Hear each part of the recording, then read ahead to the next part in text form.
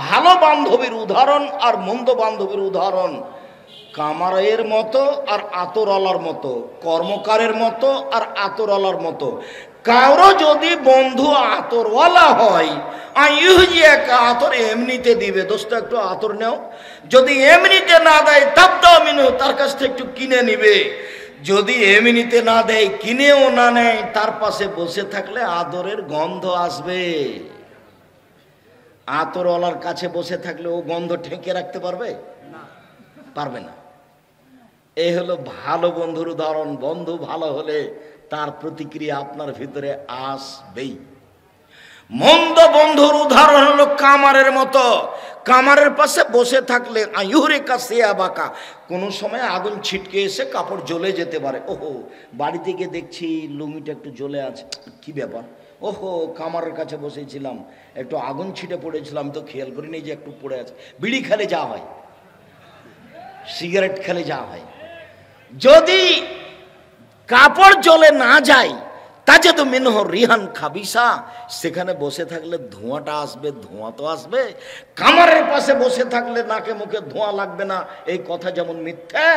আপনার মেয়ের বান্ধবী খারাপ, আপনার মেয়ে খারাপ হবে না, এই কথা তেমনি মিথ্যা।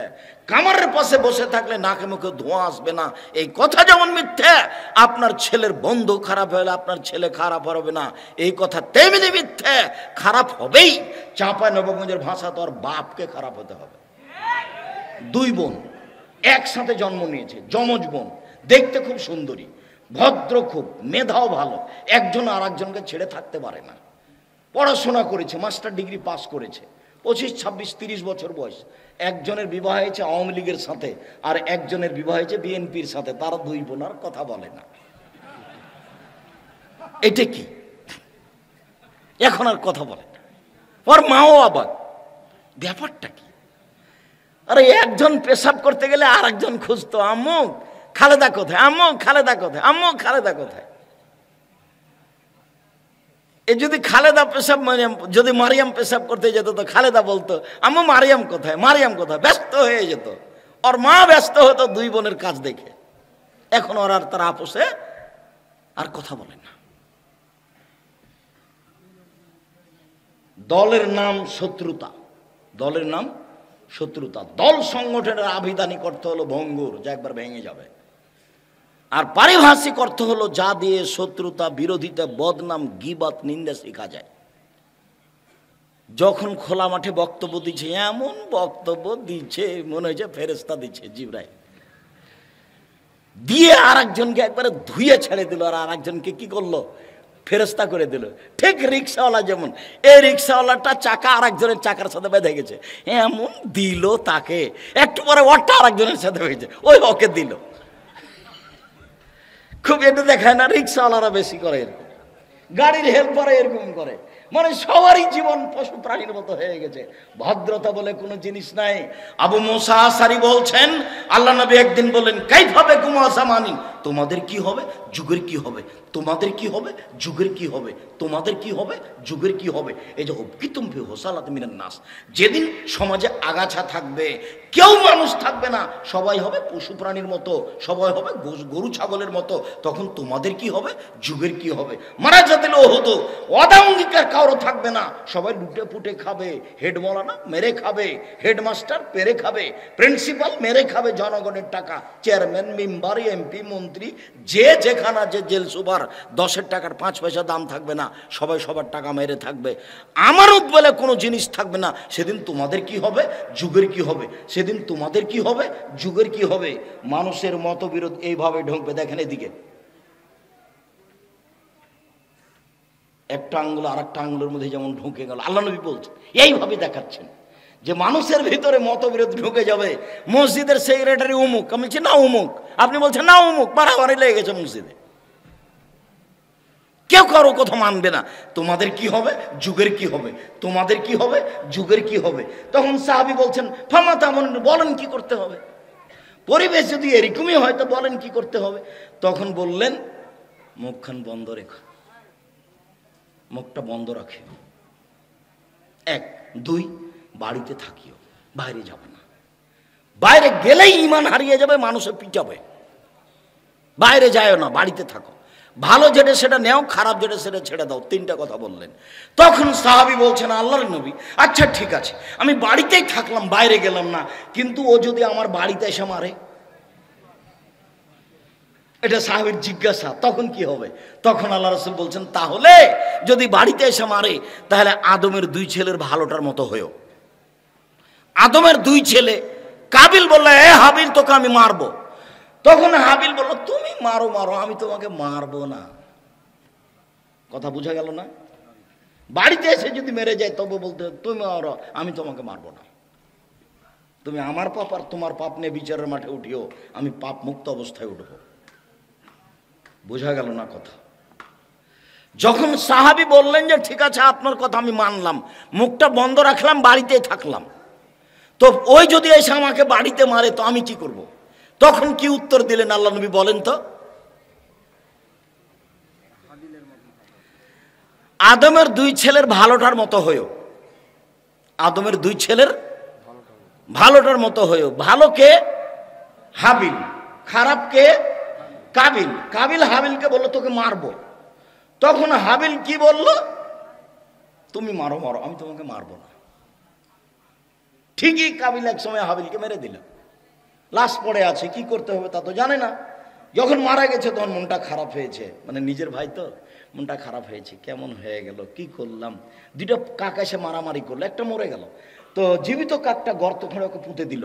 তখন লজ্জা পেল যে কি করতে হবে সেটা আমার বোঝা গেল না, আমি কাকের কাছে শিখলাম, যাক গর্ত খুঁড়ে কাবিল হাবিলকে মাটিতে পুঁতে দিল। ওরা দুই ভাই কুরবানি পেশ করেছিল। আসলে বোনকে বিবাহ করতে পারেনি, সেই জন্য রাগ হয়নি। আসলে হাবিলের কুরবানি কবুল হয়েছে আর কাবিলের কুরবানি কবুল হয়নি, তখন মন খারাপ হয়ে গেছে ওর। তো বলছে হিংসা, এর নাম হিংসা, হিংসা দিয়ে চলছে সব। হিংসা মুক্ত প্রতিষ্ঠান জামিয়া সালাফিয়া। অবাক হবেন আপনি, 50-60 জন শিক্ষক বসে আছেন আপনার বাড়ির পাশে, যেটা কেউ কোনোদিন কারোর বিরুদ্ধে মুখ খুলতে পাবে না, মুখ খুলতে পারবে না, মুখ খোলা নিষেধ, শিক্ষকদের ঘোষণা দেওয়া আছে। কে কোন দল করছে, কে কোন সংগঠন করেছে, ছাত্র করতে পারবে না, শিক্ষক করতে পারে, মুখ খোলা নিষেধ। খালি গল্প হবে কিভাবে ছেলেকে ভালো পড়ানো যাবে, কোন শিক্ষক কতদূর ফাঁকি দিল নাকি, এই চেষ্টা। জানুয়ারির 7 তারিখে ক্লাস শুরু হয়েছে, নভেম্বরের 27 তারিখে ক্লাস বন্ধ হবে, এর মধ্যে কোনো বিরতি নেই। যাও ওই কুরবানির ছুটি আর কোথায় কোথায় এমনি যেটা জরুরি ছুটি সেটা আছে, রমজানের ছুটি, এর নাম জামিয়া সালাফি, কোনো সমস্যা তার উপরে এসব পড়ে না। আদর্শ পরিবার। আবু হুরায়রা রাদিয়াল্লাহু তাআলা আনহু বলেন, রাসূল সাল্লাল্লাহু আলাইহি সাল্লাম বলেছেন, কুল্লু মাউলুদিন ইউলাদু আলাল ফিতরা ফাবুহুয়াবেদানিহি মাজসানিহি নাসরানিহি। প্রত্যেক ছেলে মেয়ে ইসলামী ধারণ ক্ষমতা নিয়ে জন্মগ্রহণ করে। ছেলেটা দাড়ি ছাড়তে পারবে, ছাড়লো না কেন, কেটে দিল কেন? ছেলেটা টাকনোর উপরে প্যান্ট পরতে পারবে, পরলো না কেন, টাকন নিচে পরলো কেন? ছেলেটা 5 ওয়াক্ত সালাত আদায় করতে পারবে, করলো না কেন? ছেলেটা মানুষের বদনাম না করে দোকানে আড্ডা না পিটে বেঁচে থাকতে পারবে, থাকলো না কেন? মেয়েটা পর্দা করে বাড়িতে থাকতে পারবে, থাকলো না কেন? মেয়েটা কেন নগ্ন পোশাক পরে স্কুল কলেজে গেল? মেয়েটা কেন যুবতী মেয়ে দুলা ভাইয়ের হাত ধরে চলে গেল? কেন চলে গেল? ও তো জন্ম নিয়েছে আদর্শের ওপরে, ও তো জন্ম নিয়েছে ইসলামী নীতির উপরে, এমন হলো কেন? আল্লাহর নবী বলছেন ওর বাপ মা তাকে এমন করেছে। তাহলে আমার প্যান্টটা টাকানোর নিচে কে করেছে? আমার বাপ। আব্দুল রাজ্জাক সাহেব, এটা কি উল্টা হচ্ছে? জিনা একবারে হাদিসের অনুবাদ আপনাকে আবার দেখাচ্ছে, একবারে হুবাহু। আমি 5 ওয়াক্ত সালাত আদায় করি না, এটা আমার কে করেছে? আমার বাপ। ক্লাস 10-এ পড়ে আমার মেয়ে দুলা ভাইয়ের হাত ধরে ঘুরছে, এটা কে করেছে? আমার মা বাপ। এইখানে কতগুলি মেয়ে ইন্টার পাস করেছে, বিএ পাস করেছে, এমএ পাস করেছে, বসে আছে, মাথায় কাপড় নাই, শীতের দিন। এটা কে করলো? ওর মাই করেছে। এটা কে বলছে? আল্লাহ নবী বলছে। সবাই ইসলামী নীতিতে জন্মগ্রহণ করেছে। ইহুদি হলো কেন? বাপমা করেছে। খ্রিস্টান হলো কেন? বাপমা করেছে। আগুন পূজক হলো কেন? বাপমা করেছে। চাঁপায় নবাবগঞ্জের ভাষাতে বলে সঙ্গ দোষে লোহা ভাসে, সঙ্গ দোষে লোহা ভাসে, লোহা এমনি পানিতে ছেড়ে দেন তো ডুবে যাবে, লোহাকে কাঠের সাথে লাগিয়ে পানিতে দেন তো ভাসবে। সঙ্গ দোষে লোহা ভাসে, সঙ্গ দোষে লোহা ভাসে। আবু হুরায়রা রাদিয়াল্লাহু তাআলা আনহু বলেন, কুল্লু নাফসিন মিন বানি আদম সাইয়্যিদ, আদম সন্তানের সবাই নেতা। আর রাজুলু সাইয়্যিদ ফি আহলিহি, বাপ হলো পরিবারের মালিক, কর্তা। ওয়াল মারাতু সাইয়্যিদা ফি বাইতিহা, মা হলো বাড়ির কর্ত্রী। নিজের কাজ করে যে তাকে বলে কর্মী, অপরের কাজ দেখে যেই তাকে বলে কর্তা। বাপ হলো কর্তা এ বাড়ির, মা হলো কর্ত্রী। নিজের কাজ করে যে তাকে বলে কর্মী, অপরের কাজ দেখে যেই তাকে বলে কর্তা। নিজের কাজ করে যে তাকে বলে কর্মী, অপরের কাজ করে যে দেখে যেই তাকে বলে কর্তা। মা নামাজ পড়লেন, ইনি হলেন মহিলা কর্মী। আর মেয়েকে বলেন, আম্মু আম্মু চিচি, বেলা হয়ে গেছে, আজান হয়ে গেছে, উঠো আম্মু উঠো, আম্মু উঠো, সালাত আদায় করো। এখন মা কি? মা কর্ত্রী। আর আপনি বাপ সালাত আদায় করে এসেছেন, আপনি কর্মী। আব্বু আজান হয়ে গেছে, চলো। এখন আপনি কি? কর্তা। বুঝা যায় না মনে হয়? আল্লাহ রাসূল বলছেন আপনি কর্তা, আর আপনার স্ত্রী কর্ত্রী। নিজের কাজ না করে অপরকে চাপিয়ে দিলে হবে না। আল্লাহ রাসূল বলছেন, মান কারাহু আলাদা ফুলিসান ইসমু আদাবাহু, কারো যদি ছেলে মেয়ে জন্ম নেই তাহলে সুন্দর নাম রাখতে হবে, শিষ্টাচার সুন্দর শিখাতে হবে। নাম রেখেছে লিটন। তো বলেন যে ওর বাপ শিক্ষিত মানুষ, না বোঝা গেল না। তওবা করতে হবে, তওবা করতে হবে। আর বলতে হবে যে এসব পড়াশোনা করে ভুল করেছি। কই আমরা তো ছেলের নাম লিটন রাখিনি, আমরা তো মেয়ের নাম লিজা রাখিনি। কি যে শান্তা টান্তা, কি যে হিন্দু মেয়ের নাম রেখেছে, আল্লাহ ভালো। কিভাবে যে তার কাছে এত খারাপ নাম প্রিয় হলো? তার মানে যেই বাপ সব সময় ছবি মূর্তি দেখে, সেই বাপ কি ছেলেকে বলবে বাবু কানে ইয়ারফোন লাগায়ও না? মাও জানে আর বাপও জানে যে ইন্ডিয়ান গান চলছে। এই বাপ মায়ের পরিবারকে কবর দিয়েছে, এই বাপ মায়ের পরিবারকে কবর দিয়েছে। পরিবার ভিন্ন করতে হবে, আজ থেকে পরিবর্তন করতে হবে। বিদ্যা ভিন্ন করতে হবে, মক্তব ভিত্তিক বিদ্যা পরিচালনা করতে হবে। এই প্রজেক্ট হাতে নিতে হবে, জরুরিভাবে নিতে হবে। কত দিন লাগবে সফল হতে সেই চিন্তা পরে। যেদিন আমি 90 সালে বক্তব্যের মাঠে নামি, সেদিন কি আমাকে মানুষ এভাবে সালাম দিত? বিমানবন্দরে ঢুকলে দেখি মানুষ আমার পিছন দিকে খালি দৌড়াইতেই থাকে, দৌড়াইতেই থাকে। আর কোনো মহিলা পুরুষ বাচ্চাটাকে পাশে নিয়ে এসে বলে, অনুরোধ একটু খালি আমার বাচ্চাটার সাথে আপনার ছবি নেব একটু। জি না, আমি কারোর সাথে ছবি উঠাই না। ঢোকার সাথে সাথে কে কোন দিক থেকে এসে কাজ করছে। তো আমি কিভাবে পরিচিত হলাম? এই বিদ্যে মানুষ একটু বুঝে শুনে। আমি সাধারণ মানুষ, আমি কোনোদিন কারোর সুবিধা ভোগ করতে চাই না, কিন্তু দেখি ওইরকমই আছে। এই মাসুম কি হলো? গাড়ির আপনার 1000 টাকা জরিমানা। কেন? গাড়ি বিপদ সময়ের উপর দিয়ে 80 ঘন্টায় 80 কিলোমিটার চলবে, 100 মিটার চালিয়েছে, তো টাকা নেবে। বলছে আমরা একটু যাচ্ছিলাম চট্টগ্রাম, যাচ্ছিলাম আমরা সিলেট। গাড়িতে কে আছে? আব্দুর রাজ্জাক বিন ইউসুফ আছে। আরে খাতা কলম ছেড়ে দিয়ে বলো কি? আমার স্ত্রী তো সবসময় তার বক্তব্য শুনে, রে হুজুর ভুল হয়েছে, ভুল হয়েছে, ভুল হয়েছে, মাফ করেন, টাকা পয়সা লাগবে না, আপনি যান। তো বিদ্যার প্রজেক্ট নিয়ে আসতে হবে, যেটাতে ছেলে মেয়ে আহাল পরিবার সব ঠিক হয়ে যাবে। রাসূল সাল্লাল্লাহু আলাইহি সাল্লাম বলেছেন, কুল্লুকুম রাইন ওয়া কুল্লুকুম মাসউলুন রায়াতিহি, প্রত্যেকেই নিজ নিজ দায়িত্বশীল, দায়িত্ব সম্পর্কে বিচার মাঠে জবাব দিতে হবে। আর রাজুলু রাইন আহলে ফি বাইতিহি, বাড়ির মালিক বাপ তার পরিবার সম্পর্কে বিচার মাঠে জবাব দিতে হবে। অল মারাতু রাইয়া, স্ত্রী হচ্ছে বাড়ির দায়িত্বশীলা, তার ছেলে মেয়ে তার বৌমা সম্পর্কে তাকে জবাব দিতে হবে। অল আব্দুর রাজুল রাইন, বাড়ি যে কিষান কামলা, একে অক্ষরে অক্ষরে জবাব দিতে হবে। থাকবো, এটা আমার দাবি থাকছে। আল্লাহ আমাদের কবুল করুক, আপনাকে কবুল করুক, আল্লাহুম্মা আমিন। সম্মানিত দিনী ভাই বোন, আমি যে লম্বা বক্তব্য দিব তা নয়, কিন্তু মধ্যে কোনো সময় কেউ উঠে পরিবেশ নষ্ট করবেন না, যেটা আমি খুব অপছন্দ করি। পরিবেশ নষ্ট হবে এমন কোনো কাজ করবেন না। আমরা তো আর আব্দুল্লাহ বিন ফজল নই যে ঘন্টার ঘন্টা বক্তব্য দিব। কিছুক্ষণ পরই দেখবেন যে বক্তব্য শেষ হয়ে যাচ্ছে। আর যেসব দিনী বোন আসলেন ঢং ঢং করে আসলেন, ঢং ঢং করে চলে গেছে।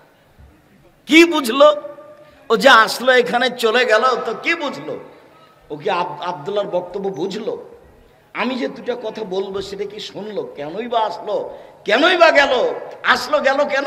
আপনি কাপুরুষ সেই জন্য। আপনি জানেন না যে আব্দুর রাজ্জাক বিন আসবেন? 33 বছর আমি কোনোদিনও অপ্রয়োজনীয় বাক্য বলিনি, আজকেও বলবো না। তো কেনই বা আপনার বোন আসলেন এইভাবে আর চলে গেলেন? কি বুঝলো? আপনি এখান থেকে দাঁড়িয়ে যে চা খাচ্ছেন, বসে আছেন, গল্প করছেন, কেন? কি বুঝাচ্ছেন আপনি আমাকে? কি বুঝাতে চাচ্ছেন? বোকামি গাছে ধরে না। বোকামি ত্যাগ করে ভদ্রতা বজায় রেখে বিষয়ভিত্তিক কোরআন হাদিসের আলোচনা শুনুন, জামিয়া সালাফিকে মূল্যায়ন করুন। ইহকালে সফলতা আসবে, পরকালে সফলতা আসবে, আসবে আসবে ইনশাআল্লাহ। মহান আল্লাহ বলেন, লোকমান হাকিম বলেন, বুনাইয়া লা তুশরিক বিল্লাহ, আপু তুমি আল্লাহর সাথে শিরক করো না। শিরক সবচেয়ে বড় অপরাধ। বিচারের মাঠে আদমের ছেলে মেয়ে যখন উপস্থিত হবে আকাশ পরিমাণ পাপ নিয়ে, আকাশ জমিন পাপে ভর্তি হয়ে আছে, সব পুরুষ নারী উপস্থিত হবে বিচারের মাঠে। তখন আল্লাহ বিচারের মাঠে আসবেন আদম সন্তানের সামনে, এসে বলবেন, শোনো, আতাইতানি বিকুরাবিলার যে খাতায় সুম্মা লাকিতানি লা তুশরিক বি শাইআ লা আতাইতুকা বিকুরাবিহা মাগফিরা। আদম সন্তান শোনো, আজকে আকাশ জমিন পরিমাণ পাপ নিয়ে উপস্থিত হয়েছো, আমি সেই পরিমাণ ক্ষমা নিয়ে উপস্থিত হয়েছি। তোমার যে পরিমাণ পাপ আমার সেই পরিমাণ ক্ষমা, তোমার যে পরিমাণ পাপ আমার সেই পরিমাণ ক্ষমা, তোমার যে পরিমাণ পাপ আমার সেই পরিমাণ ক্ষমা। তোমার পাপ যত আমার ক্ষমা তত, তোমার পাপ যত আমার ক্ষমা তত। যদি শিরক না থাকে, বাংলাদেশ, ভারত, পাকিস্তান এমন একটা দেশ যেখানে শিরক চলে বিপদ সীমার উপর দিয়ে। প্রায় সব জায়গায় শিরক, খাতাতে, কলমে, অফিসে, আদালতে, পড়াতে, সব জায়গাতে শিরক। বেঁচে থাকা খুব কঠিন। বোনাইয়া, শিরক করবে না, শিরক বড় অপরাধ। পরিবার কিভাবে গড়তে হবে, আদর্শ পরিবার, তার 1 নম্বর কাজ এইটা। 2 নম্বর, বুনাইয়া আকিমিস সালাত আমর বিল মারুফ ওয়ানহা আনিল মুনকার। আব্বু 5 ওয়াক্ত সালাত আদায় করো। এই ছেলে, তুমি তোমার কাজ আমাদেরকে দেখাতে চাচ্ছ কেন? এই বাচ্চা, তুমি কেন এখানে? সরো। আপনারা পাশে কেউ দাঁড়িয়ে থাকবেন না, ওরকম আচরণের আমার প্রয়োজন নাই। খুব ভদ্রতা বজায় রেখে বসে থাকবেন। জায়গা না থাকে সেটা ভিন্ন কথা। পরিবারের দ্বিতীয় কাজ, 1 নম্বরে এই পরিবারে কেউ শিরক করতে পাবে না। পরিবারের দ্বিতীয় কাজ, আব্বু 5 ওয়াক্ত সালাত আদায় করো, ভালো কাজের আদেশ করো, মন্দ কাজের নিষেধ করো। বাপে যদি ছেলেকে এটা বলে, তাহলে বাপও তো ভাববে যে আমি আবার ভালো বললাম ছেলেকে করতে, কিন্তু আমি কি খারাপ করছি? আব্বু 5 ওয়াক্ত সালাত আদায় করো, ভালো কাজের আদেশ করো, মন্দ কাজের নিষেধ করো। পরিবার, রাসূল সাল্লাল্লাহু আলাইহি সাল্লাম বলেন, মুরু আওলাদাকুম বিসসালাত ওয়া হুম আবনাউ সাব'i সিনিনা। পিতা, তুমি তোমার ছেলে মেয়েকে সালাতের জন্য বলো 7 বছর বয়সে, 10 বছর বয়সে পিটিয়ে সালাত আদায় করাও। আদর্শ পরিবার।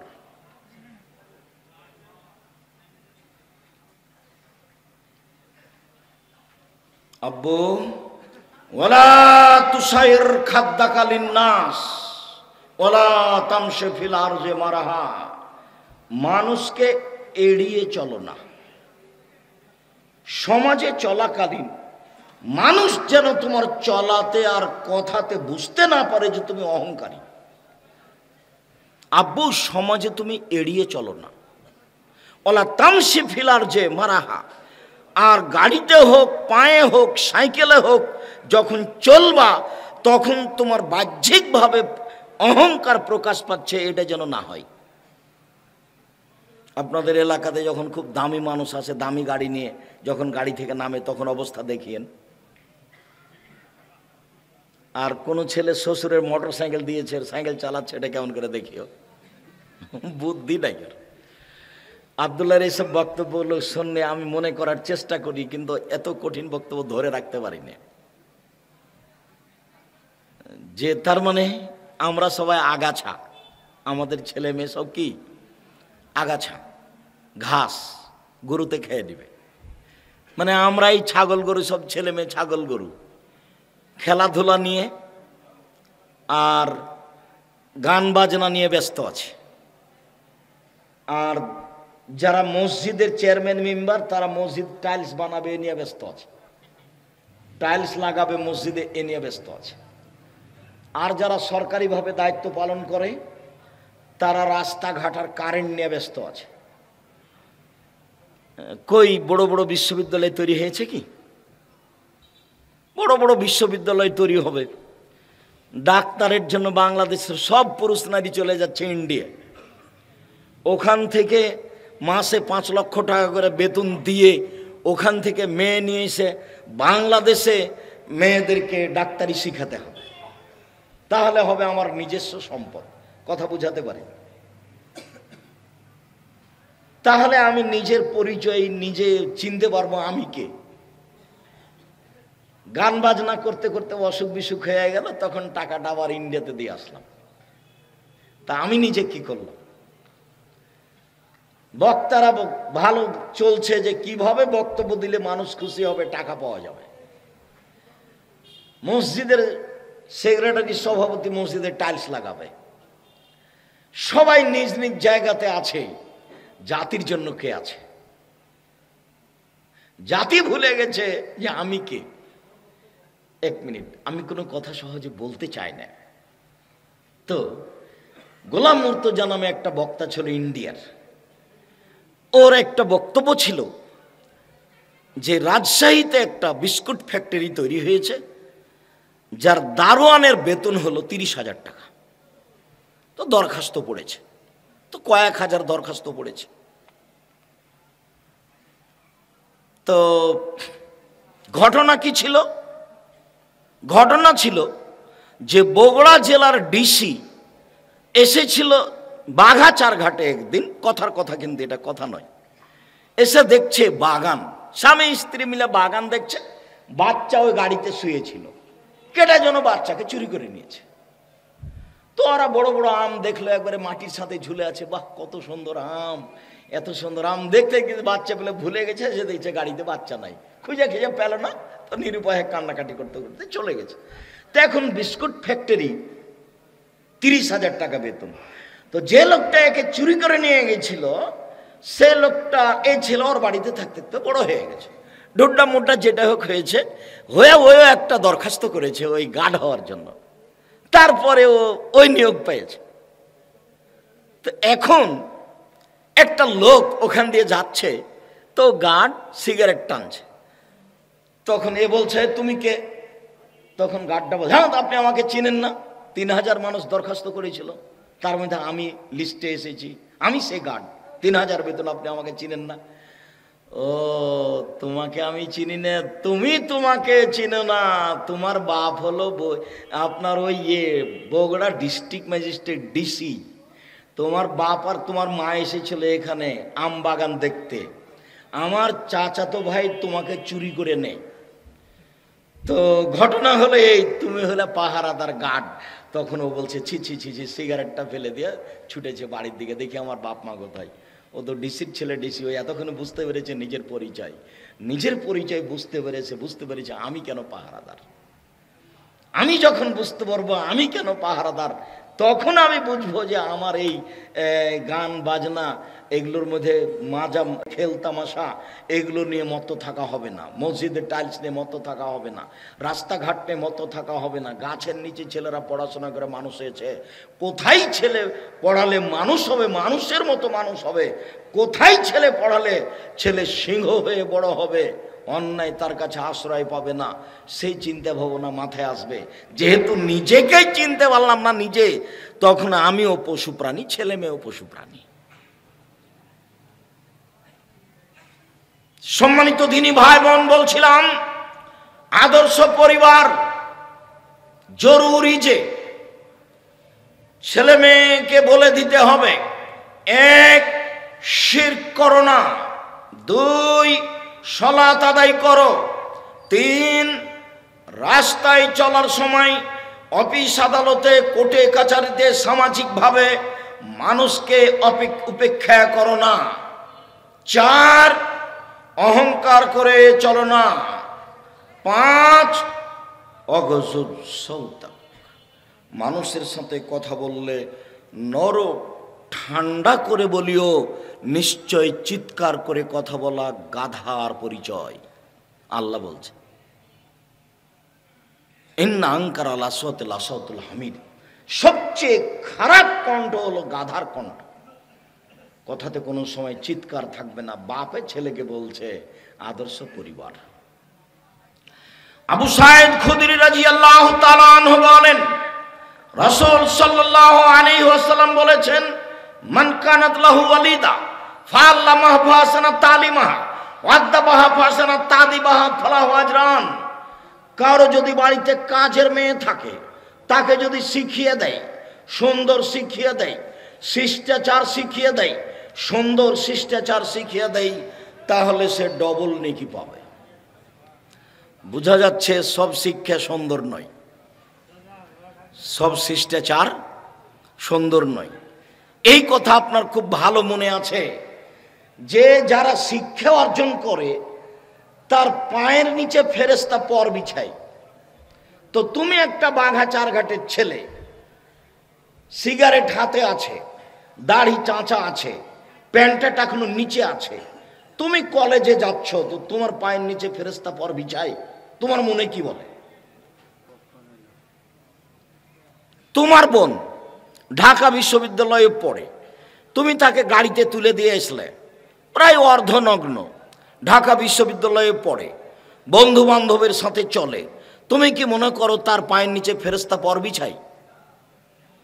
তাহলে সব শিক্ষা শিক্ষা নয়। আল্লাহ নবী বলছেন, এর ফল এল বিদ্যা উঠে যাবে, একসরল জাহাল মূর্খতা বেড়ে যাবে। তো 20 বছর পূর্বে বাঘাচার ঘাটে যত শিক্ষিত ছিল, আজকে তার চেয়ে কমেছে না বেশি হয়েছে? বেশি হয়েছে। তাহলে আল্লাহ নবী মিথ্যা কথা বলেছেন, নাউজুবিল্লাহ মিন যালিক।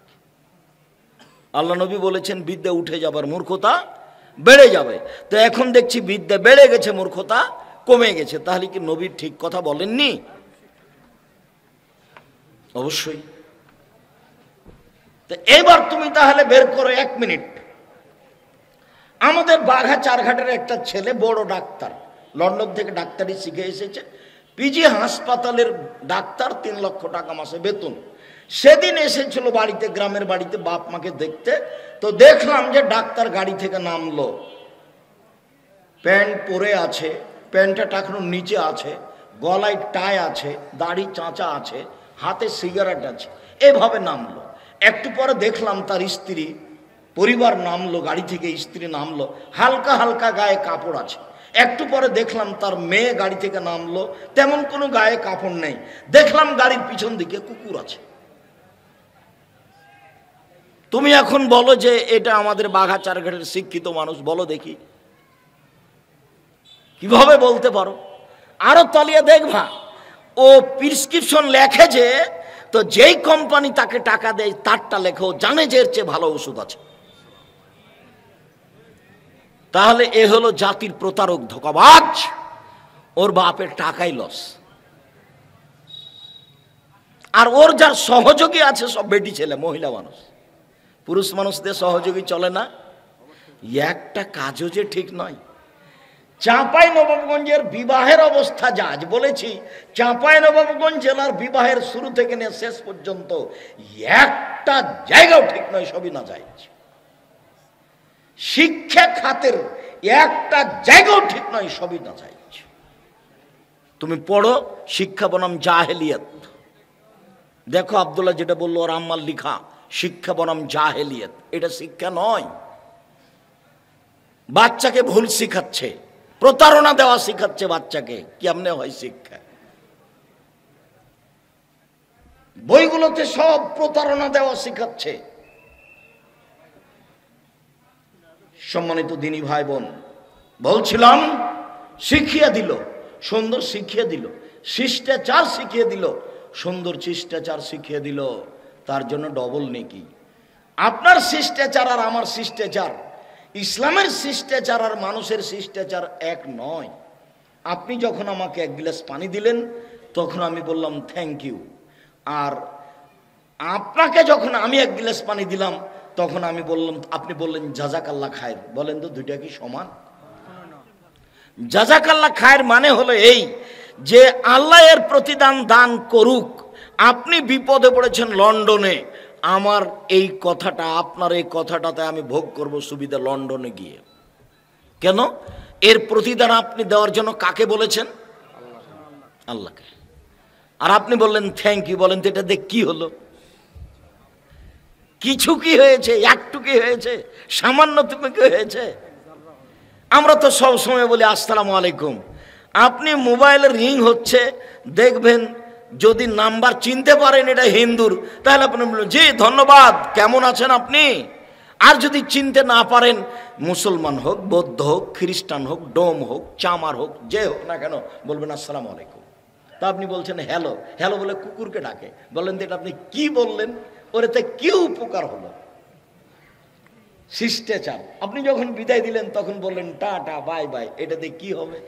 আপনি বললেন নাস্তাদুল্লাহ দীনাকা আমানাতাকা আখিরা আমালিক ওয়া যাওয়াক্কাল তাকা গাফারা যামবাক ওয়া ইয়াসসারা লাকাল খায়রা হাইসুমা কুনতা। চাচা, আপনার সব কিছুকে আল্লাহর কাছে গচ্ছিত রাখলাম। আল্লাহ আপনাকে পরহেজগারিতা দান করুক, আল্লাহ আপনাকে মাফ করুক। যেখানে আপনি যান না কেন আপনার সব কিছু যেন সহজ হয়ে যায়। এবার তার কি হবে? সুবিধা হবে। শিষ্টাচার শিখিয়ে দিল, সুন্দর শিষ্টাচার শিখিয়ে দিল, তার জন্য ডবল নেকি আছে। তাহলে শিষ্টাচার সবটা সুন্দর নয়, বিদ্যা সবটা সুন্দর নয়, আদর্শ পরিবার।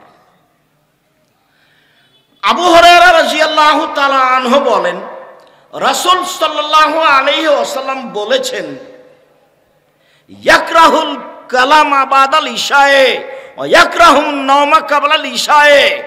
এশার সালাতের পূর্বে ঘুমানোকে ঘৃণা করতেন, এশার সালাতের পরে কথা বলাকে ঘৃণা করতেন। এশার সালাতের পরে কথা বলাই ঘৃণিত কাজ।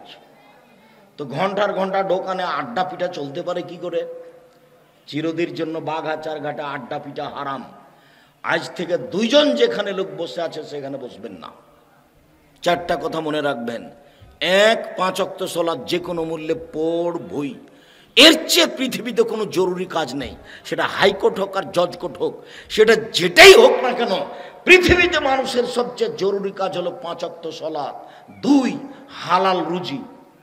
অল্প দিন বাঁচতে এসে হারাম রুজি উপার্জন করতে হবে না, শ্বশুর শাশুড়িকে টাকা ফেরত দিতে হবে, টাকা নিতে হবে না। বোনকে ভাগ দিয়ে দিতে হবে, বোনের ভাগ নিতে হবে না। যদি তুমি আমাকে জিজ্ঞাসা করো, আপনি যদি আমাকে জিজ্ঞাসা করেন আব্দুর রাজ্জাক সাহেব আপনাদের জমি জায়গার খবর কি, আমার বাপ যেদিন মারা গেছেন মাটি দিয়ে এসে আগে জমি ভাগ করেছি, জমি ভাগ করে ভাগটা দিয়ে দিয়েছি, আর আমরা দুই ভাই বলেছি আমাদের যে ভাগ আছে সেটা তোমরাই খাও। 15-16 বছর হলে আমার বাপ মরা, আমরা ওটা দিন খোঁজও নিনি। আমার ছোট ভাই মুস্তফা কামাল বরিশাল মডেল কলেজের শিক্ষক, আর আমি এই যে রাস্তাঘাটে ঘুরি, বেকার মানুষ।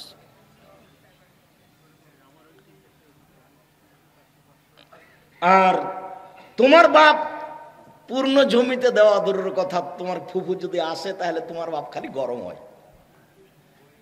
হ্যাঁ, জমির কথা বলিস, সে চুপ থাক, একসঙ্গে খায় চলে যা।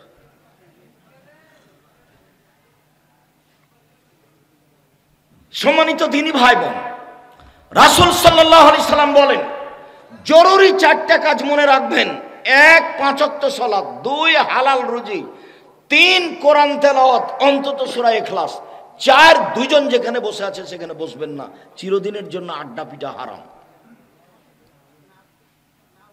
একবারে উঠার সময়তে কান ধরে বলতে হয় এই কথা নয়, উঠার সময়তে একবারে মনে মনে কান ধরে বলবেন আস্তাগফিরুল্লাহ ওয়া আতুবু ইলাইহি, চিরদিনের জন্য আমি আড্ডা পিটা হারাম ঘোষণা দিলাম। চলে তো, মানুষ বেঁচে থাকে তো। আমি কোনোদিন 4 স্টলে বসি না, আমি আছি তো, বেঁচে নেই আমি। তোমার চলে না কেন?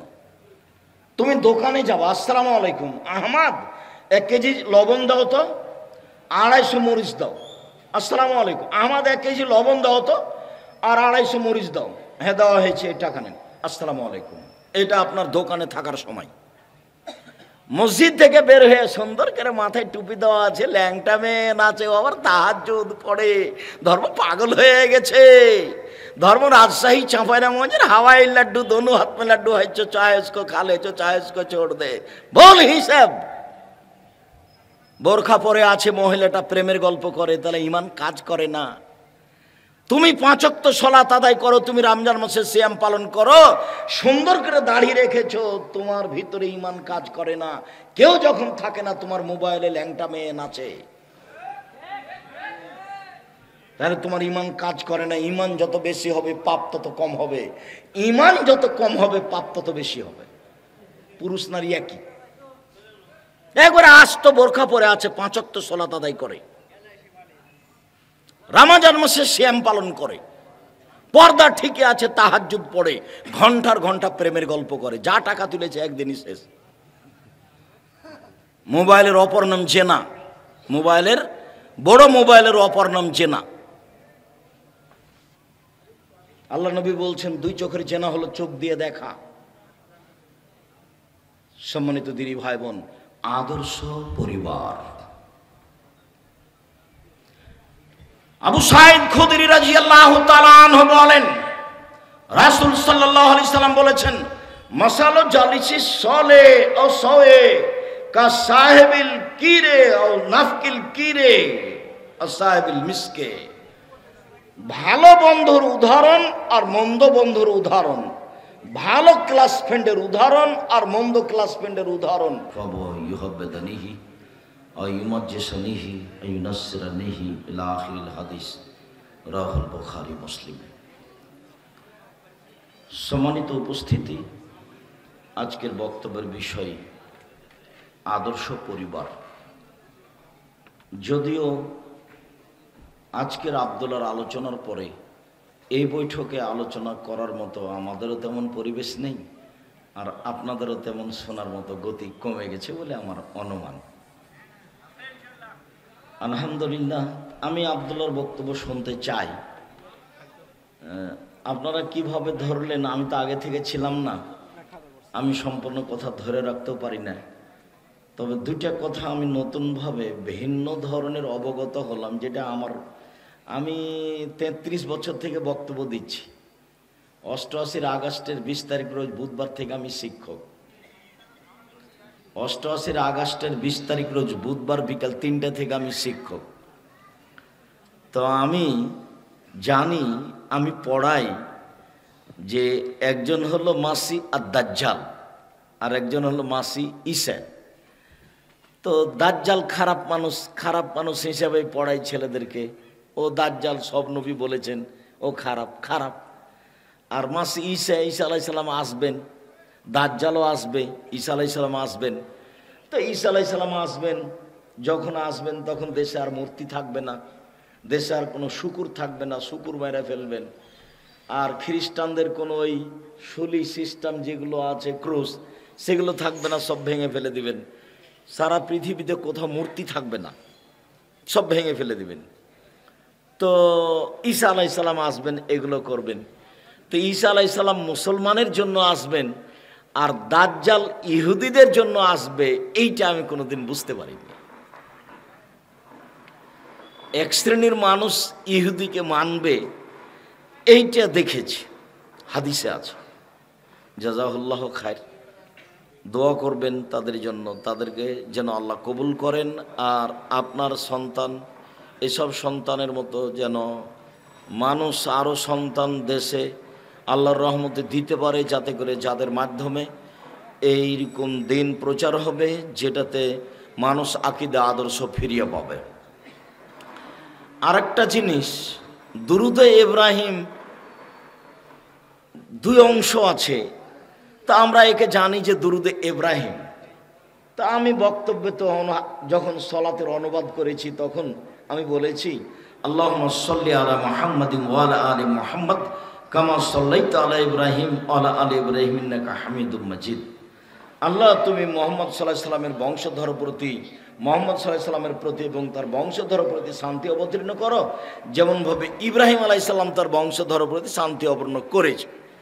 মানে ইব্রাহিম আলাইহিস সালামের বংশধর বলতে সেইটা ছিল ইসহাক, আর মোহাম্মদের উপরে বলতে সেটা হলো ইসমাইল। এটা ধরতে পারিনি। ইব্রাহিম আলাইহিস সালামের দুইটা সন্তান, একটা হলো ইসহাক আর একটা হলো ইসমাইল। তো ইসহাকের পক্ষ থেকে সব বানি ইসরায়েলেরা, সব নবী, ইয়াকুব নবী, ইউসুফ নবী, সুলাইমান নবী, দাউদ নবী, সব নবী কার পক্ষ থেকে? ইসহাকের পক্ষ থেকে। অনেক দিন পরে এসে ওরাও অপেক্ষাই ছিল যে মোহাম্মদও আমাদের বংশ থেকেই হবে। ওরাও এ অপেক্ষাই ছিল যে মোহাম্মদ কাদের বংশ থেকে হবে? আমাদের বংশ থেকে হবে, যে ইসহাকে যে ঠেকে যাবে, ইসহাক দিয়ে ইব্রাহিমের কাছে যাবে। কিন্তু এটা আর হয়নি। মোহাম্মদ সাল্লাল্লাহু আলাইহি সাল্লাম কোন বংশে চলে এসেছেন? ইসমাইলের, ঘুরে ইব্রাহিমের কাছেই গেছেন। কিন্তু দুরুদটা যে ইব্রাহিমের দুই ছেলে নিয়ে হলো, এইটা ধরতে পারিনি। ইব্রাহিমের অংশটা হলো ইসহাকের উপর দিয়ে, আর মোহাম্মদ সাল্লাল্লাহু আলাইহি সাল্লামের অংশটা হলো ইসমাইলের উপর দিয়ে। কথাটা কি বুঝতে পেরেছেন? আমি তখন বললাম, ওহ, কথা তো ঠিকই, আমি তো কোনোদিন এভাবে বুঝতে পারিনি, আমি তো বলার কাজ বলি। মিডিয়ার লোককে আমরা বলি যে এই প্রোগ্রামগুলো তোমরা, এই বক্তব্যগুলো তোমরা জাতির কাছে খুব সুন্দর করে ভালো করে পেশ করার চেষ্টা করো। সারা পৃথিবীর বাঙালি যেন বুঝতে পারে নিজের ইতিহাস, এবং কি করলে সারা পৃথিবীর মুসলিম আবার তাদের ইবাদতের জায়গা, তাদের মান সম্মান ফিরিয়ে পাবে। ওইরকম মহিলা জন্ম নিবে, ওইরকম মা পরহেজগারিতার মাধ্যমে সন্তান জন্ম দিবে, যাদের মাধ্যমে আবার হারিয়ে যাওয়া জিনিস ফেরত পাওয়া যাবে ইনশাআল্লাহ। আমার আপনার চেষ্টায় যেন ঘাটতি না থাকে। তারপরের জরুরি অংশ, যে আমি 90 সাল থেকে দাওয়াত দিই, আমি দাওয়াতে সফলতা অর্জন করেছি, এটাই আমি মনে করি আলহামদুলিল্লাহ। তবে আমি জাতির সাথে এক জায়গাতে, দেশের আলেম ওলামা বক্তাদের সাথে এক জায়গাতে মিশে আছি, যে বক্তব্য হয় শুধু ঠান্ডার সিজনে। গরমের সিজনে কি তাহলে দাওয়াত লাগবে না? তো আমি তাদের সাথে মিশে আছি। আবার বক্তারা সবাই টাকা নেয়, আমিও নিই। আমি না হয় কোনোদিন মানুষকে টাকার কথা বলিনি, পথ খরচ পাথেও চাইনি। তো যখন দিয়েছে তখন তো ঠিকই নিয়েছি, বা নিতেও চাই, যে দিলে নিব। তো চাইনি কোনোদিন, চাওয়া লাগেও নি, লাগবেও না ইনশাআল্লাহ। আর তারপরেও আমি যে এই পরিস্থিতির সাথে মিশে আছি, এইটা আমাকে ভালো লাগতো না। তো আব্দুল্লাহর যখন এই মসজিদ ভিত্তিক দাওয়াত প্রজেক্ট দেখলাম, তখন আমি বললাম, আব্বু এটা সবচেয়ে ভালো কাজ, এই পথেই নামতে হবে। ঠিকই আছে, আমি তোমার সাথে আছি, আল্লাহ ভরসা ইনশাআল্লাহ। এগুলো কিন্তু আব্দুল্লাহর পরিকল্পনা। সারা দেশ জুড়ে মক্তব চালু করতে হবে, যেখানে এমন কারিকুলাম, এমন কৌশল, এমন সিলেবাস থাকবে যে বাচ্চারা স্কুলে পড়লেও যেন নিজের পরিচয় জানতে পারে। ওইভাবে বই বের করা হচ্ছে। মক্তবে বাচ্চারা কি পড়বে? বাংলা অক্ষর, ইংরেজি অক্ষর, আরবি অক্ষর শিখবে। তো আর কি শিখবে? আকীদা আদর্শ তারা শিখবে, নিজের পরিচয় তারা পাবে। এভাবে বই পুস্তকগুলি বের করা হচ্ছে। অনেক বড় পরিকল্পনা জামিয়া সালাফের অধীনে আর দাওয়া ইলাল্লাহর মক্তব ভিত্তিক দাওয়াতি কার্যক্রম, শিক্ষা কার্যক্রম, এটা একটা বিশাল পরিকল্পনা। মানুষ আমাদের মধ্যেই এই পরিকল্পনার বিরোধিতা করবে, তারই নাম হিংসা, তারই নাম হিংসা। তো যখন আজ করতে পারবেন যে এইটা হিংসামূলক কথা, তখন সেটা আল্লাহর কাছে সমর্পণ করে বলবেন, আল্লাহ মানুষকে তুমি হিংসার কবলে ফেলিও না, মানুষকে হিংসা করা থেকে বাঁচাও, আর এই কার্যক্রমটা তুমি কবুল করো যেটা একটা লক্ষ্য উদ্দেশ্যে পৌঁছিতে পারে। কোনোদিন হিংসার কথায় হিংসা দিয়ে উত্তর দিবেন না। 33 বছরে আমি কোনোদিন কারো হিংসার উত্তর দিইনি, এরকম কোনোদিন আমার প্রয়োজন হয়নি। কত শক্ত কথা আমার বিরুদ্ধে বলছে, তারপরে আমি সেটাকে কোনোদিন মাথায় নিয়ে আসি। কাজেই এই দাওয়া ইলাল্লাহর একটা বড় প্রজেক্ট, মসজিদ ভিত্তিক দিন শিক্ষা, আকীদা আদর্শ শিক্ষা এবং দাওয়াতি কার্যক্রম। এই কার্যক্রমে আপনাকে দিন রাত থাকতে হবে। প্রথমত থাকবেন আল্লাহ তুমি কবুল করো, দ্বিতীয়ত থাকবেন যেহেতু জনগণের পয়সা দিয়ে এটা চলবে, কাজেই এই প্রজেক্টে 10টা টাকা হলেও 5টা টাকা হলেও আপনি দিলেন না, এরকম যেন পরিবেশ আপনার না ঘটে। আমি বিভিন্ন সময়ে বলেছি, ইবাদতের জগতে সবচেয়ে শক্তিশালী ইবাদত দান, এ কথাই ঠিক। সালাত আদায় করে যে মা আমার মরে গেছে, কবরে আছে, ওর আমি উপকার করতে পারবো না। সিয়াম পালন করে ওই মায়ের আমি উপকার করতে পারবো না। হজ করে আমি ওই মায়ের উপকার করতে পারবো না। কোরআন তেলাওয়াত করে যে মা আমার কবরে আছে, আমি তার উপকার করতে পারবো না।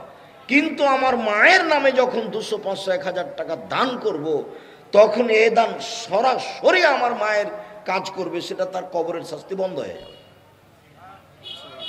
পৃথিবীতে সবচেয়ে শক্তিশালী ব্যতিক্রম ভিন্ন ধরনের ইবাদত হলো দান। আর এই দাওয়া ইলাল্লাহর একটা বড় কাজ, এই মসজিদ ভিত্তিক দাওয়াত ও শিক্ষা কার্যক্রম, এটা একমাত্র আল্লাহকে সন্তুষ্ট করার জন্য এবং সেই মানের ছেলে মেয়ে গড়ে তোলার লক্ষ্যে। এইটা কোনো ব্যক্তিকে খাটো করার জন্য নয়, এইটা কোনো ব্যক্তির বিরুদ্ধে নয়। কাজেই মনে রাখবেন যে দাওয়া ইলাল্লাহ বা জামিয়া সালাফিয়া 10 টাকা দান করলে ওটাই আশা করবেন, যেটা আমি বক্তব্যে বলেছি, পতিতালয়ের মহিলা যদি কুকুরকে পানি পান করে জান্নাত পেতে পারে, পতিতালয়ের মহিলা যদি কুকুরকে পানি পান করে জান্নাত পেতে পারে, জামিয়া সালাফের একটা কাজে আর দাওয়া ইলাল্লাহর একটা কাজে 10 টাকা দান করে আমি জান্নাত কিনবো ইনশাআল্লাহ। মনে রাখতে হবে, যে স্বাদ আমি পেশ করেছি, আমার মনে বড় স্বাদ। আমি এ দেশের মাটিতে উন্নত মানের প্রতিষ্ঠান গড়বই ইনশাআল্লাহ, যেখানে ছেলে মেয়ে বাংলা, ইংরেজি, আরবি উন্নত মানের শিক্ষা অর্জন করে জাতির অন্যায়ের বিরুদ্ধে লড়বে, মুখে কলমে মিডিয়াই লড়বে। মুখে আছি, মিডিয়া আমার সামনে আছে, কলম আমার পাশে আছে, বই পুস্তক মাসিক আল ইতেসাম কলমে আছে, মিডিয়া আমার সামনে আছে, আমি মুখে আছি। জামিয়া সালাফিয়ার মাধ্যমে ভিন্ন ধরনের ব্যতিক্রম সর্বোচ্চ শিক্ষা প্রতিষ্ঠান জামিয়া সালাফিয়া, এর মাধ্যমে ছেলে মেয়ের উন্নত শিক্ষা দিয়ে অন্যায়ের বিরুদ্ধে লড়বই ইনশাআল্লাহ। জামিয়া সালাফিয়া শিরক মুক্ত প্রতিষ্ঠান জামিয়া সালাফিয়া, বিদআত মুক্ত প্রতিষ্ঠান জামিয়া সালাফিয়া, দলমুক্ত প্রতিষ্ঠান জামিয়া সালাফিয়া, সংগঠন মুক্ত প্রতিষ্ঠান জামিয়া সালাফিয়া, হিংসা মুক্ত প্রতিষ্ঠান জামিয়া সালাফিয়া। এদেশের ভালো মানের শিক্ষা দেওয়ার সর্বোচ্চ প্রতিষ্ঠান জামিয়া সালাফিয়া, যেখানে দেশ বিদেশের শিক্ষক অবস্থান করেন। বিদেশি শিক্ষকদের থাকা খাওয়া ভিন্ন, তাদের বাবুর্চি ভিন্ন। সামনে জানুয়ারি থেকে সরাসরি মদিনা বিশ্ববিদ্যালয়ের 2 জন শিক্ষক জামিয়া সালাফিয়া পাঠদান করবে ইনশাআল্লাহ। এখন বিদেশি আছে, তার নাম জামিয়া সালাফিয়া। ভারত বাংলাদেশের যারা বড় বড় বিদ্বান তারা জামিয়া সালাফে অবস্থান করেন। সম্মানিত দিনী ভাই বোন, বর্তমানে জামিয়া সালাফে প্রায় ৫,০০০ ছেলে মেয়ে পড়াশোনা করে। প্রায় ৩০০ জন শিক্ষক শিক্ষিকা কর্মচারী আছেন, যাদের বেতন লাগে প্রতি মাসে ৩২ লক্ষ। রামাজান মাসে লাগে ৪৮ লক্ষ, কুরবানির মাসে লাগে ৪৮ লক্ষ। আপনার বাড়ির পাশে সেটাই চলছে, সেটাই জামিয়া সালাফে। জামিয়া সালাফে ডাঙ্গিপাড়া পবা রাজশাহী, এইখানে একটা একাডেমিক ভবন আছে যাতে ৩,০০০ ছাত্র একসাথে ক্লাস করতে পারবে। এখানে একটা মসজিদ আছে ৯০% জমির উপরে, যারা একতলাতে ৩,০০০ মানুষ সালাত আদায় করতে পারবে একসাথে। জামিয়া সালাফে ডাঙ্গিপাড়া পবা রাজশাহী, জামিয়া সালাফে রূপগঞ্জ নারায়ণগঞ্জ ঢাকায় একটা মসজিদের কাজ শুরু হয়েছে ৬ বিঘা জমির উপরে, ৩৩ শতকের বিঘায়, যার একতলায় ১০,০০০ মানুষ সালাত আদায় করতে পারবে। ২০০ শতক জমির উপরে জামিয়া সালাফে রূপগঞ্জ নারায়ণগঞ্জ ৫১ বিঘা জমির উপরে অবস্থান করে। ২১ নম্বর সেক্টরের সাথে লাগা, পূর্বাচলে ২১ নম্বর সেক্টরের সাথে লাগা, পূর্বাচলের মধ্যে নয়, তবে ওর সেক্টরের সাথে একবারে পাশে লাগা জামিয়া সালাফিয়া ৫১ বিঘা জমির উপরে অবস্থান করে। আমার মনে বড় সাধ, এই দেশের মাটিতে আমি উন্নত মানের প্রতিষ্ঠান গড়বই গড়ব ইনশাআল্লাহ। জামিয়া সালাফিয়া ৪১০ জন এতিম আছে, ৫০০ জন অসহায় ছেলে মেয়ে আছে, যাদের আল্লাহর পক্ষ থেকে বিশেষ দয়ার মাধ্যমে এ দেশেরই জনগণ পুরুষ নারী সহযোগিতা করে রুজির ভার দায়িত্ব পালন করছে। ২-১ নয়। মনে করবেন না আব্দুর রাজ্জাক সাহেব আমরা তো বাঘা চারঘাটের মানুষ, ১০টা টাকা দিনে চলে কিভাবে? তা আপনার কোনো ভাই দেয়? বিদেশি সহযোগিতায় জামিয়া সালাফে চলে না, কোনো বড় ব্যক্তির সহযোগিতায় জামিয়া সালাফে চলে না। আমার আপনার সাধারণ মানুষের কৃষক কিষানের 2 টাকা 5 টাকা 2,000 5,000 50,000 টাকা দিয়ে জামিয়া সালাফে চলে। এদেশের ভিত্তিহীন যার নিচে কিছু নেই, শূন্যের উপরে আছে ব্যতিক্রম প্রতিষ্ঠান জামিয়া সালাফিয়া। আপনি যে দেখা আসবেন, আর বিশেষভাবে আপনি আমার দিনী ভাই দিনী বোন সেদিন উপস্থিত হবেন। এই মাসের কত তারিখ? 23-24। নিজের প্রতিষ্ঠান বাঘা চারঘাটের নিজস্ব প্রতিষ্ঠান জামিয়া সালাফিয়া। গর্ব করবেন আমার প্রতিষ্ঠান জামিয়া সালাফিয়া। এতে কোনো বিরক্তি আসবে না। যারা বক্তব্য দিবে তারা বিষয়ভিত্তিক বক্তব্য দিবে, কাউকে উঠাবেও না, কাউকে নামাবেও না। এবছরের বক্তব্য সব আকিদের ওপরে। যারা যে বিষয়ে বক্তব্য দিবে তারা স্যার বক্তব্য লিখে পাঠিয়ে দিয়েছে। স্বাভাবিক কোনো প্রতিষ্ঠান মনে করবেন না যে সম্মেলনের নাম সালাফি কনফারেন্স, সে অন্য কোনো গতির সাথে মিলও খাবে না, সেই প্রতিষ্ঠানের নামও অন্য কোনো নীতির সাথে মিল খাবে না। প্রতিষ্ঠানের নাম জামিয়া সালাফিয়া, সম্মেলনের নাম সালাফি কনফারেন্স। বিষয়ভিত্তিক বক্তব্য থাকবে আকিদা আদর্শের উপরে। নিজস্ব প্রতিষ্ঠান। আমার দিনী ভাই বোন মনে করবেন জামিয়া সালাফিয়া আমার প্রতিষ্ঠান। আমার প্রতিষ্ঠানে আমি যাব, 10টা টাকা দিয়ে আসবো, বিষয়ভিত্তিক বক্তব্য শুনবো। এই কথা আমি ব্যক্ত করে যাচ্ছি আপনার কাছে। আমি আপনার বাড়ির মানুষ, আমি আপনার কাছের মানুষ। আপনার নিকটে আমার আসতে কোনো দ্বিধা সংকোচ নেই। আপনি মুচি দিয়ে ডাকলে আমি আসতে পারি। সময়ের ব্যবধান মাত্র, পরিস্থিতির ব্যবধান মাত্র। আমাকে ডাকতে বড় কিছু লাগে না, সময় কিছু লাগে না, কোনো জায়গায় নয়, যে কোনো জায়গাতে আমি যেতে পারি, যেতে প্রস্তুত আছি। যাওয়ার সময় মাত্র। মুচি দিয়ে ডাকলেও হবে, আপনি ডাকলেও হবে। আমি খুব সাধারণ মানুষ। আমি হচ্ছি কচুর পাতার পানি। কচুর পাতা পানি বুঝেন, যে একটু বাতাস হলে কি করে? টলমল টলমল করে। যার নিজস্ব কোনো ভিত্তি নেই। আমার নিজস্ব কোনো ভিত্তি নেই। আমি হলাম কচুর পাতার পানি। স্বাভাবিক। জামিয়া সালাফে দেশের ব্যতিক্রম প্রতিষ্ঠান, যার 10 টাকা ক্ষতির আমার মাথাতে হিসাব নেই। এই প্রতিষ্ঠান কবুলের জন্য আল্লাহকে বলছি, পৃথিবীর কোনো শক্তি এই প্রতিষ্ঠানের ক্ষতি করতে পারবে না, ইনশাআল্লাহ আপনাকে আমি বলে রাখলাম। এরকম কোনো ক্ষমতা মানুষের হাতে আসবে না। সাময়িক ক্ষতি করতে পারে, সাময়িক বদনাম করতে পারে, সাময়িক ক্ষতির চেষ্টা করতে পারে, সাময়িক বদনামের চেষ্টা করতে পারে। এমনও কতগুলো লোকের দাবি আছে যে জামিয়া সালাফিয়া রূপগঞ্জ নারায়ণগঞ্জে যেন মসজিদের জমি কিনতে না পারে, কত টাকা লাগবে ঠেকানোর জন্য সেটা ব্যবস্থা করব। সেটাও চেষ্টা চলছে। তারপরে স্বাভাবিক গতিতে, ধীর গতিতে তার কাজ চলতে আছে।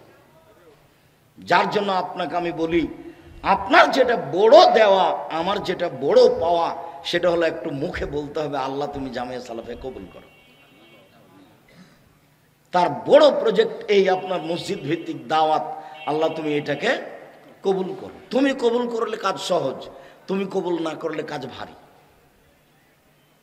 আর বলছি, আমাদের ভুল ত্রুটির কারণে যেন এই প্রতিষ্ঠানের ক্ষতি না হয়, এরকম ভুল ত্রুটি করতে রাজি নই।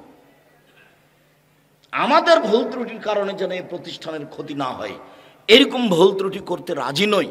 যদি মানুষ মাত্র হয়ে যায় তাহলে মাফ করে দাও, আর যেন না হয় এই ব্যাপারে তুমি তৌফিক দান করো। এটা আল্লাহর কাছে জোরালো দাবি। আমার দাবি, জাতির দাবি, আপনার নিজস্ব দাবি। প্রথম কথা, আল্লাহ তুমি জামিয়া সালাফে কবুল করো। দ্বিতীয় কথা থাকবে, জামিয়া সালাফের সার্বিক কাজে 10টা টাকা দিব, 10,000 দিব, 50,000 দিব, কিন্তু আমি শরিক থাকবো অবশ্যই।